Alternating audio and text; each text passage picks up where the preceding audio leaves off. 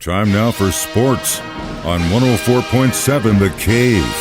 Here's Ned Reynolds.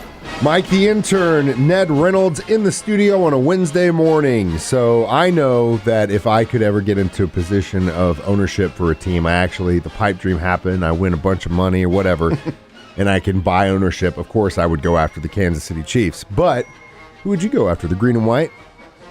If that was available, sure. You would? Sure. Yeah? That's the team I grew up with, Philadelphia Eagles. Well, while we're talking about pipe dreams, they finally were able to sell the Denver Broncos, who have been on the market since, January, February of this year? Actually, when Pat Bowlen, passed away in 2019, they were tacitly, his family thought they'd operated, and it really got to be too much. So really it's back about 2019 or so.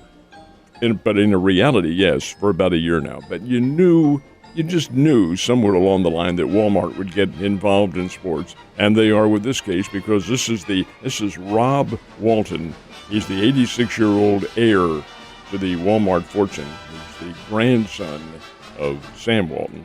86 years old, he's the grandson. And they had, Mr. Walton and his conglomerate purchased the Broncos for $4,650 million. That's a lot of money, folks. Oh, that's a lot of money. But get this, Mr. Walton is worth more than that himself. Oh yeah, of course. $60 billion. Yeah, they got a lot of money. It's kind of almost crazy that amount to them is almost like, I mean, it's not a drop in the bucket, but it is. But it's interesting. Are they going to change the name to Walmart Field or something like that? And I think they'll probably keep the same naming rights, at least for a while anyway. There is a naming change, however. We'll talk about that in a minute.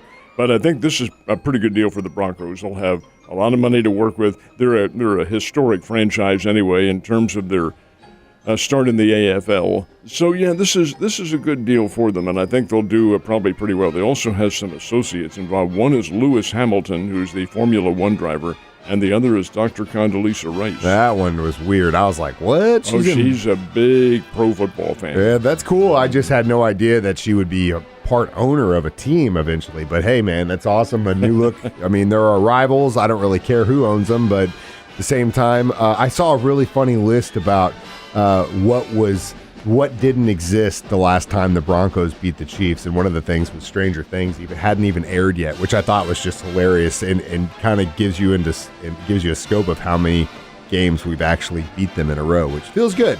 All right, let's move on. Speaking of naming rights, the Bengals stadium has flipped names, haven't they? They have. Now, the founder, the longtime owner and founder of the Bengals, Paul Brown, who, of course, founded the Cleveland Browns as such, an historic figure in the NFL. But his name is being dropped from the stadium, and yet there are no hard feelings because of this.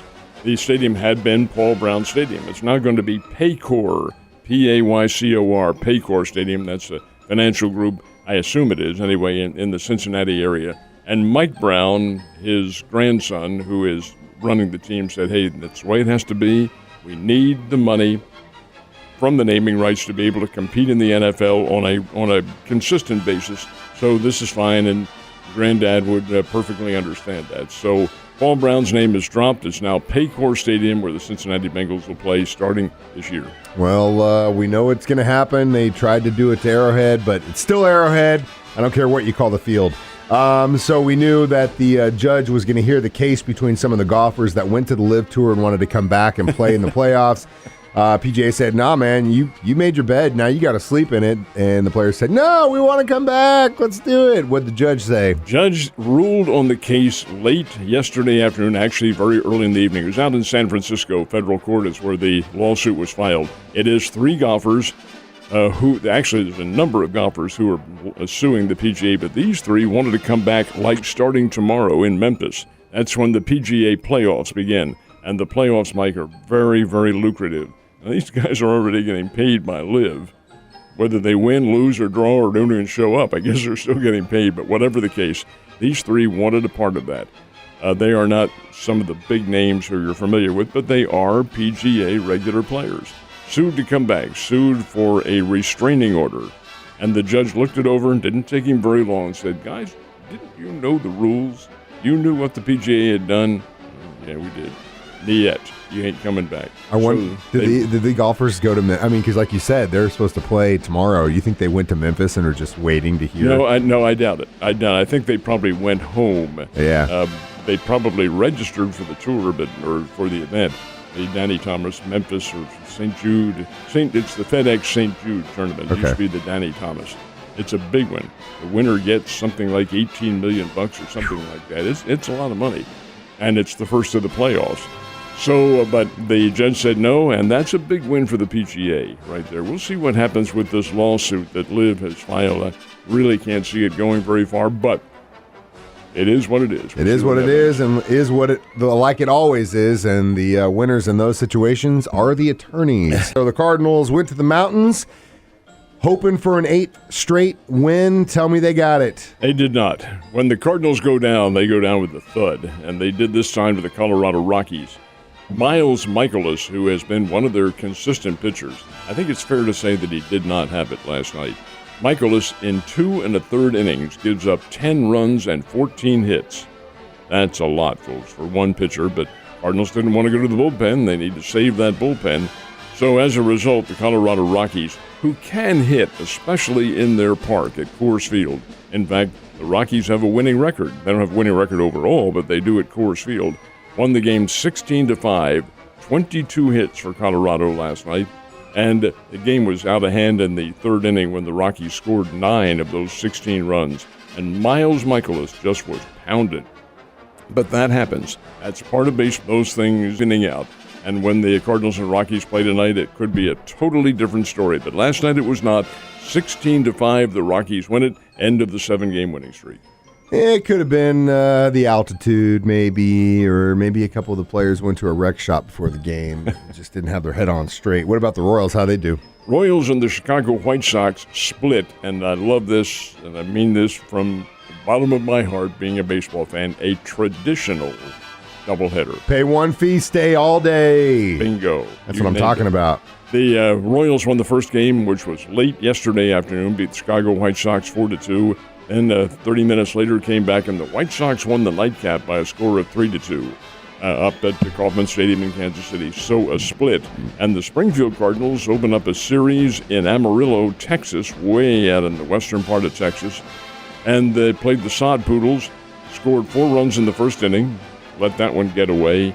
Back and forth they went, and then the Springbirds scored 2 runs in the 9th to win 11-9. That's a long game. Oh, yeah. And especially out in West Texas, where you know it's not cool. No. So Springfield Cardinals open up a 6-game series with a win. Maybe they're getting back on the right track again. That's all I like to hear, and they'll be back in town next week, so that'll be awesome. One of my favorite things in the whole world is like mid-September. It's starting to cool down a little bit. You wake up on Saturday morning, you open up the windows, let the air in, you flip on the tube, and you got beautiful college football on your TV. Now, for a guy like me that uses rabbit ears, and I know Ned, I know I know. But as we go through a changing process with streaming and different channels and packages and sponsorships, the whole world of college football and TV is going to change. Especially next year, 2023, when the new contract, and this is a 3-network contract that does not involve ESPN. This is very interesting. ESPN and the Big Ten Conference, that's Michigan and Ohio State and matter of fact, Nebraska, Minnesota. Well, you know the schools that are in the Big Ten. ESPN and the Big Ten have had an agreement for 40 years. It comes to an end in 2023. The Big Ten Conference, it hasn't been officially signed yet, but it will be in the next couple of days, is joining Fox. It's a 3-network deal. Fox, CBS, and NBC. And according to the reports that are coming out, part of the scheduling, this is where Ned Reynolds gets the conspiracy involved here. Hold on, let me get my tinfoil hat on. Okay, I'm ready. No, they're not involved. But it would be the NBC games would be a Saturday night. Every game, every weekend, there'd be a Big Ten Conference game on Saturday night. This is really interesting. And when you think about it, boy, that's great. ESPN already has games on Saturday night, and maybe some of the other networks do. But this would be the Big Ten Conference, some of the big names in football. and Ned Reynolds. Wait a minute. NBC already has Notre Dame and their home games. What are they going to do? Because some of those home games are Saturday night. Bing, bing, bing, bing, bing. It tells me Notre Dame is going to join the Big Ten Conference. I just had that feeling. That was not announced. It's my conspiratorial thought. Why would they? And that contract give up that kind of prime time? It goes until 2032, so they can't get out of it, and it would be very expensive. Hey, give up prime time? Nope. Notre Dame's going to be in the league. They will be part of the Big Ten Conference. There's your answer right there. At least that's my way of thinking. Man, no longer an independent. That'll be interesting. Be the first time in well over 100 years that they have not been an independent. And really, Mike, they aren't now. They campaign as an independent, but they're part of the ACC. Yeah. They are mandated to play 5 ACC games a year, 5 of their 12 games. So, they can still be independent and play the Southern Cals and the Stanfords and the Navies and people like that, their traditional opponents. But they do have to have 5, and this year they have some pretty salty teams. I think Clemson's on the schedule this year. Well, it's interesting, but you know what?